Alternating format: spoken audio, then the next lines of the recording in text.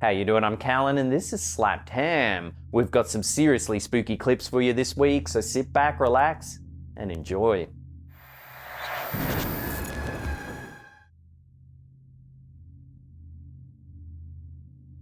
One late night while driving Uber, Reddit user nonecaresboutsloaner captured something deeply unsettling on their dashcam.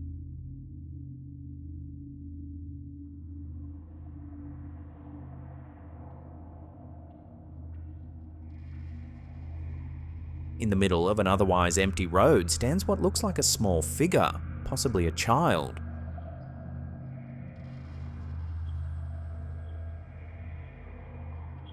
The driver slows down, flicks on the high beams, and the eerie shape becomes clearer.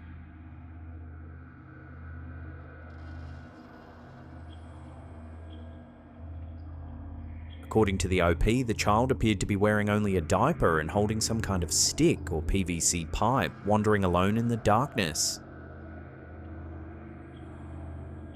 Skeptics immediately questioned if the video was fake, but the driver pushed back hard, offering to provide unedited dashcam footage, in-cabin reactions, and even their Uber trip confirmation as proof.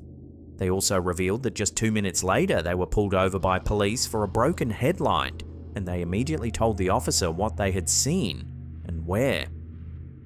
The OP explained that the dashcam's wide-angle lens makes details hard to pick out on video, but in person they insist it was clearly a child. Was this truly a lost child in a dangerous situation, a strange prank, or something far stranger captured on dashcam that night? Whatever the explanation, the sight of a lone, toddler-like figure wandering the road at night is enough to rattle anyone behind the wheel.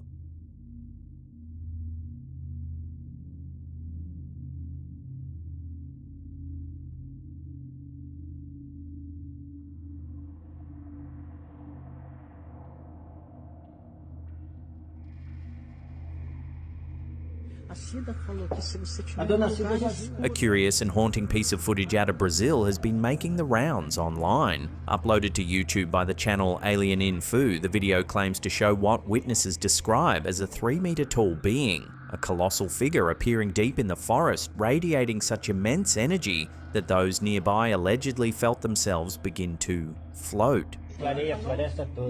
Isso aqui é uma foto mesmo tirada, não é? Isso é real. Não pode um negócio desse. The encounter, filmed by a local couple, features witnesses speaking in Portuguese as they recount what they saw.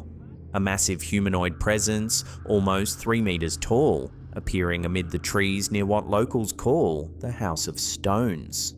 They describe the being as a guardian of the forest, a protector spirit said to dwell in the wilderness. According to the speakers, the creature's energy was so intense that one woman, Donna Cheetah, claimed she physically floated off the ground when it appeared. The speakers referred to multiple entities, the guardian of the hill and the father of the forest, suggesting that these figures are part of a wider pattern of mysterious apparitions that emerge at the mouth of the night. Olha isso aqui. São guardiões da mata, né?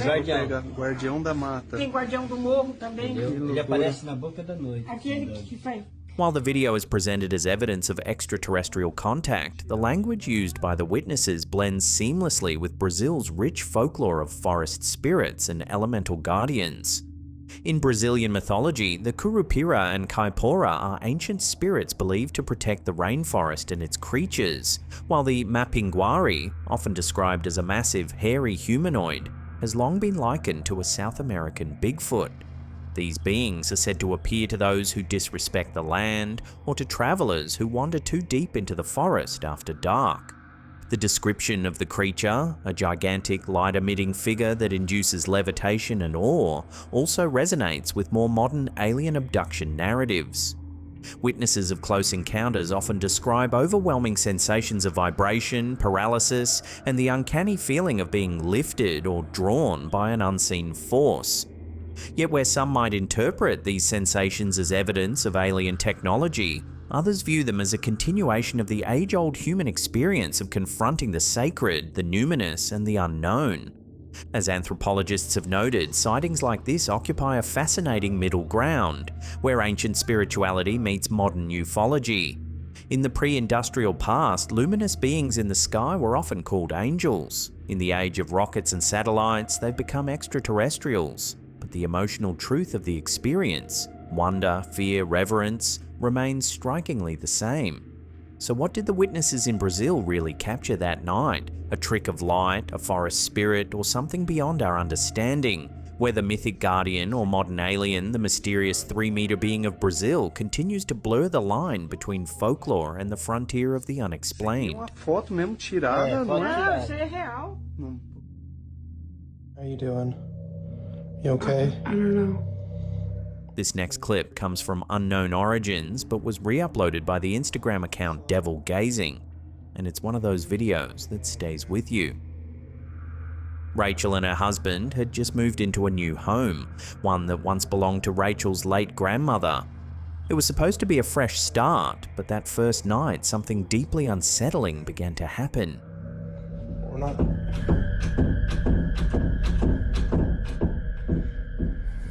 Let me just show you.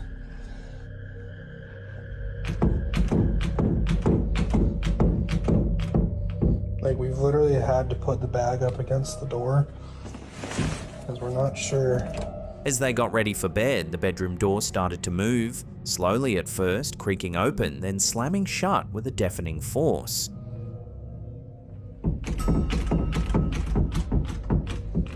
And like, we're literally just... It happened again and again.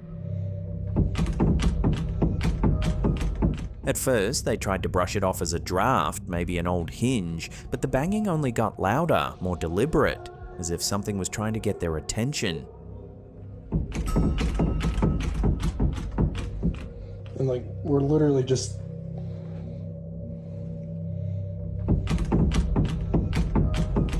Terrified, the couple decided to leave the house right then and there, but just as they reached the hallway, the same door slammed shut one final time, shaking the entire frame. We got all of our stuff packed. Oh.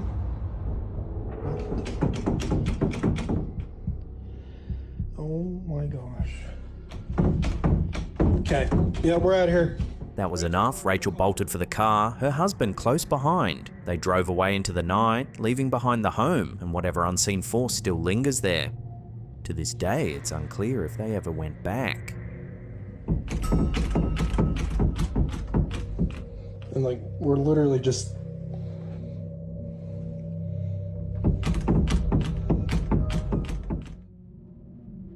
One of the things that we most asked for and look forward to. A curious soundbite from the Artemis II press conference has been sending conspiracy theorists into orbit. During the event, Mission Commander Reed Wiseman made an offhand comment that instantly ignited debate online. This is the first time we're going to send humans to the moon, and that is awesome. Like, we should, as humanity, we should take a brief moment to go, that's awesome. This is the first time we're going to send humans to the moon. This is the first time we're going to send humans to the moon. The clip, quickly shared across Reddit and X, spread like wildfire. For many, it sounded like the ultimate slip-up, apparent confirmation of what moon landing skeptics have claimed for decades, that Apollo 11 and all subsequent missions were faked. This is the first time we're going to send humans to the moon, and that is awesome. Like, we should, as humanity, we should take a brief moment to go, that's awesome. The moon landing conspiracy theory is one of the most enduring of all time. It gained traction in the 1970s after the Vietnam War eroded trust in government institutions. Believers argue that NASA staged the Apollo missions on a soundstage to win the space race against the Soviet Union. Some of the most cited evidence includes the American flag appearing to flutter in a vacuum, the absence of stars in lunar photos, alleged studio lighting and inconsistent shadows, claims that Van Allen radiation belts would have killed any astronaut attempting to pass through them. But scientists and historians have debunked each of these points many times over. The flag only waved because of inertia in low gravity. Stars were invisible because of camera exposure settings. Shadow distortions came from uneven terrain and sunlight angles. As for the radiation belts, astronauts passed through them too quickly to receive a dangerous dose. In reality, Commander Wiseman's remark was taken out of context. His full statement was, "This is the first time we're going to send humans to the moon, and we're going to have humans in lower Earth orbit." He was referring specifically to Artemis 2 being the first crewed lunar flyby in over 50 years, not the first moon mission in history. This is the first time we're going to send humans to the moon, and we're going to have humans in low Earth orbit. That is awesome. Like, we should, as humanity, we should take a brief moment to go, that's awesome. Still, the viral soundbite proves how easily a single misplaced phrase can fuel old conspiracies. So, was it a Freudian slip, or just a misunderstood moment in a long press day? This is the first time we're going to send humans to the moon, and we're going to have humans in low Earth orbit. That is awesome. Like, we should, as humanity, we should take a brief moment to go, that's awesome. Here's a quick but chilling one. Uploaded by Paranormal Videos 66, this short clip has been giving viewers goosebumps all week.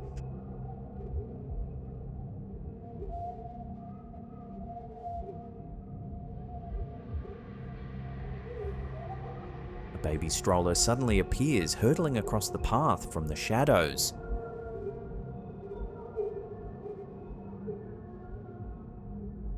Some think it might have been pushed by the wind or rolled from a nearby property, but others aren't so sure. So what do you think? A freak coincidence, or something more haunting moving along that empty road?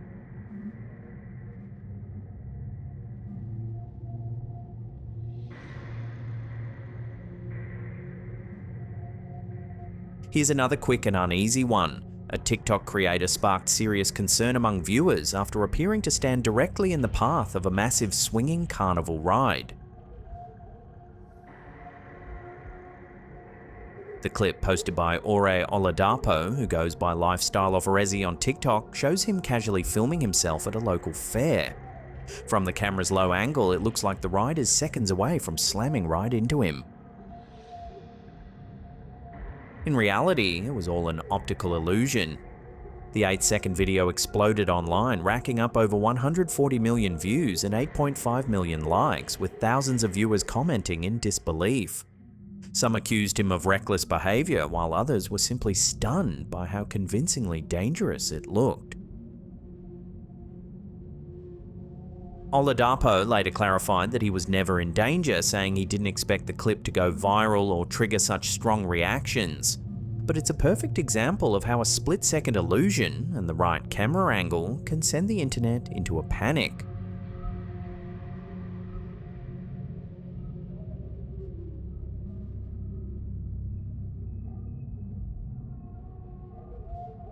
Here's some wild footage showing what looks like a tiny flash of light deep underwater. But this isn't special effects or a trick of the camera, it's a real, well-documented scientific phenomenon known as sonoluminescence. In simple terms, sonoluminescence occurs when a bubble of gas trapped in a liquid collapses so violently that it gives off a burst of light. The process begins when powerful sound waves vibrate through the liquid, causing the bubble to expand and contract rapidly. At the moment of collapse, the gas inside compresses to an incredible degree, heating up to temperatures of tens of thousands of degrees, hotter than the surface of the sun. For a fraction of a millisecond, that heat and pressure release a tiny blue-white flash visible even to the naked eye. Scientists still debate the exact mechanisms behind it, whether the light comes from plasma formation, molecular energy transitions, or some still unexplained effect of extreme compression. What's most astonishing is the scale. This entire event happens inside a bubble smaller than a grain of sand, in less than a microsecond. Yet within that moment, the energy produced rivals that of the most powerful natural processes on Earth.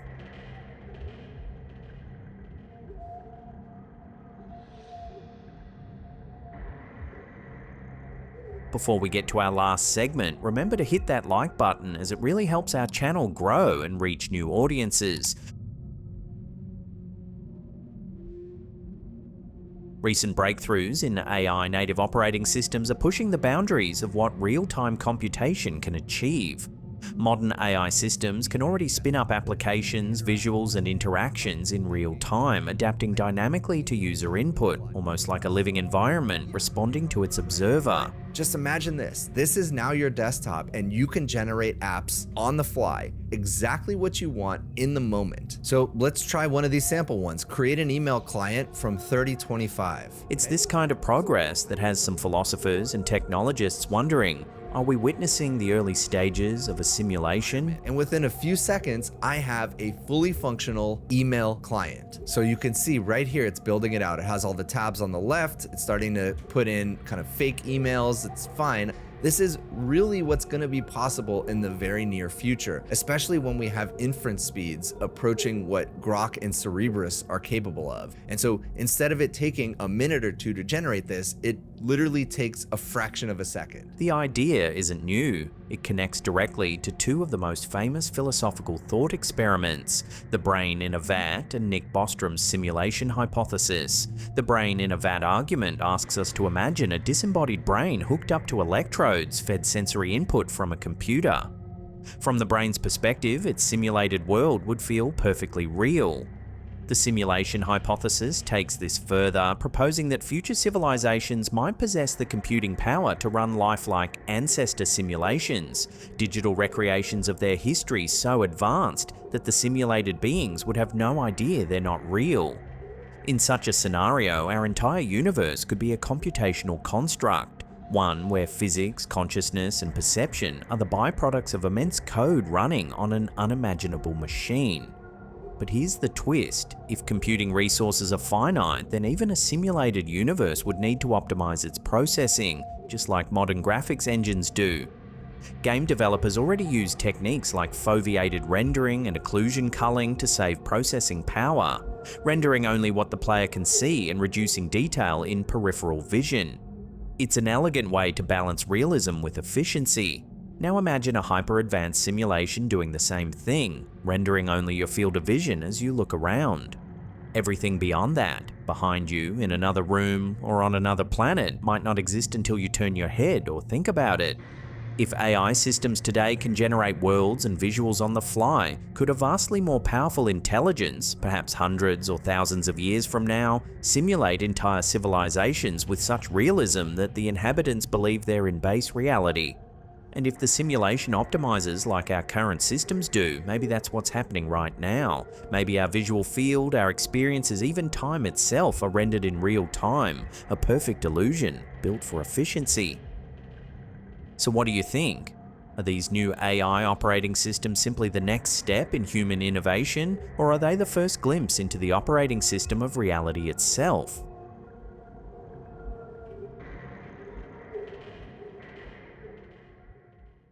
Well, that's the end of the episode. Thank you so much for watching. Now, if you want more in-depth spooky content, then consider subscribing to our second channel, Slapped Hand Mysteries. There's a link in the description box down below there. And that's it for me. I'll see you all next time.